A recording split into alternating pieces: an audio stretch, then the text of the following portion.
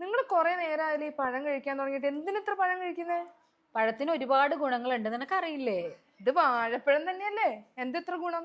Actually പഴത്തിൽ ഒരുപാട് ഗുണങ്ങളുണ്ട്. ഇതിൽ സോല്യുബിൾ ഫൈബർ അടങ്ങിയിട്ടുണ്ട്, അതായത് വെള്ളത്തിൽ അലിഞ്ഞു ചേരുന്ന നാരുകളാണ് ഇതിലുള്ളത്. അപ്പൊ നമ്മളിത് കഴിക്കുമ്പോൾ നമ്മുടെ ഇൻഡസ്റ്റൈനിൽ പോയിട്ട് ഇതൊരു ജെല്ലായിട്ട് മാറും. അതായത് ജെല്ലായിട്ട് മാറുമ്പോൾ നമ്മുടെ മോഷൻ സ്റ്റൂള് നല്ല രീതിയിൽ മോഷൻ പോകാനായിട്ട് ഹെൽപ്പ് ചെയ്യും. അതായത് ഇത് ശരിക്കും നമ്മുടെ ഇൻഡസ്റ്റൈനിൽ നമ്മൾ ഈ ബ്രഷ് ചൂല് കൊണ്ട് നമ്മൾ എങ്ങനെയാണോ ക്ലീൻ ചെയ്യുന്നത് അതേ രീതിയിൽ നമ്മുടെ കുടലെ മുഴുവനായിട്ട് ക്ലീൻ ചെയ്യാനായിട്ട് ഇതിൽ സോല്യുബിൾ ഫൈബർ ഹെൽപ്പ് ചെയ്യും. അതേപോലെ തന്നെ ഇത് കൊളസ്ട്രോളിന് വളരെയധികം നല്ലതാണ്.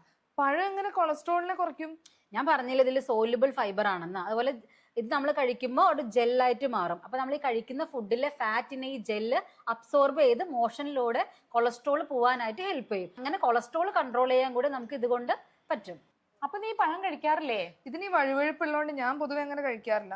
ഇപ്പൊ ഇത്രയും ഗുണങ്ങളുണ്ടെന്ന് മനസ്സിലായില്ലേ? നീ എന്തായാലും നീ 2 പഴം കഴിക്കും.